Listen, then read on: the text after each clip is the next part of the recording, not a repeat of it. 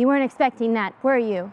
Some of life's greatest challenges come when you're least expecting them, and that's why I'm doing a whole series of how-to on survival.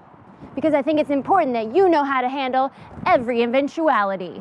This episode, How To with Becca, Building a Fire. Fire. Where does it come from? Everyone knows that Perseus came down from upon the mountain of Zeus to chop off the head of Medea, and she gave us fire.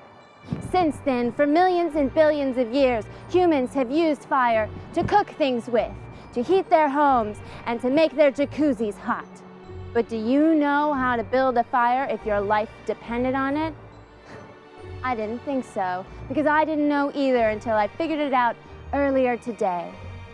So today I'm going to teach you all of the things that is probably all you need to know to build a fire. You need something to burn and something to light it with.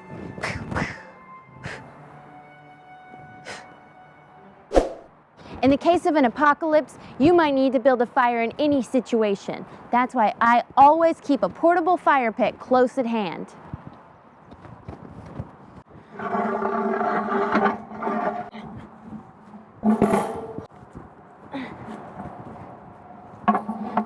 Now we have a spot to build our fire.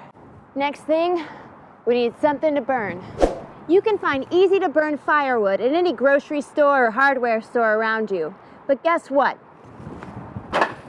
In an apocalypse, no way you're gonna find stuff like that. You're gonna have to improvise with what's around you. And for me, that means I'm gonna burn this table that I built last week. Sometimes when you need to survive, you have to make sacrifices. So we're gonna chop this baby up. But first, anytime you're dealing with an axe, make sure you're wearing eye protection. Okay, hold on. You might think this is a random choice of eyewear, but I'm getting ready for a whole apocalypse, and that means a whole new sense of fashion. I'm talking Mad Max. I'm talking other apocalypse movies. And so that means we can make style whatever we want it to be. So guess what? It's time to get down to it.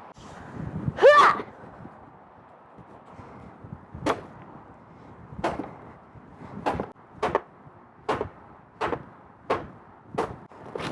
The fact that this table is super hard to chop is a testament to how well it was made.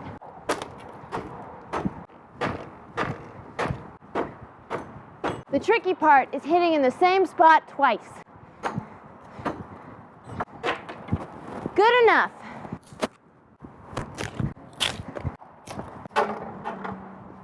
Also, in an apocalypse, you're gonna need to improvise when it comes to weaponry. This would be a good option. Die, zombie / alien / vampire warlord! I won't let you take me alive! You can't have my planet! Like that.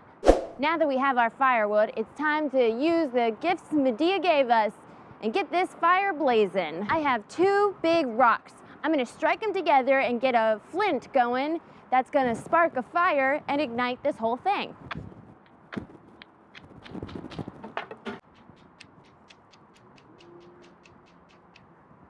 Incredible! Now we have our fire started. I was obviously able to get the fire started with 2 rocks being rubbed together. But for you, you may need to try something easier. Maybe start with matches. Matches originate in the story of Medea, when the Gorgon's head was cut off and all of the snakes in her hair turned into matches. As we all know, you can find matches for free at bars.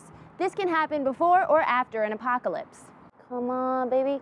Never give up. There's always more matches. Okay, hot. And that's how you start a fire with matches. If that didn't work for you, silly you, but don't worry. There's other methods you can try to get that fire started. When you're grabbing everything that's dear to you and running out of your house, don't forget the grocery sacks. You may or may not need some of them to get a fire started if you couldn't do it with just 2 rocks. Take a piece of paper, ball it up, get a little fire, and turn it into a big fire. I obviously was able to make the other 2 methods of fire work, but if they didn't work for you, this one definitely will. Oh my God, it worked! As I expected, and knew that it would. Fire is mankind's best friend besides dogs, and it's really important that you know this skill so that in the case of a world-ending apocalypse, you will be able to protect yourself and defend against the elements by creating your own element.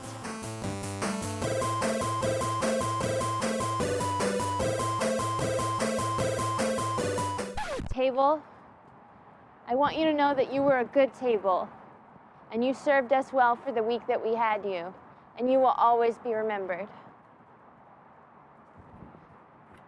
Go with the Lord of Light.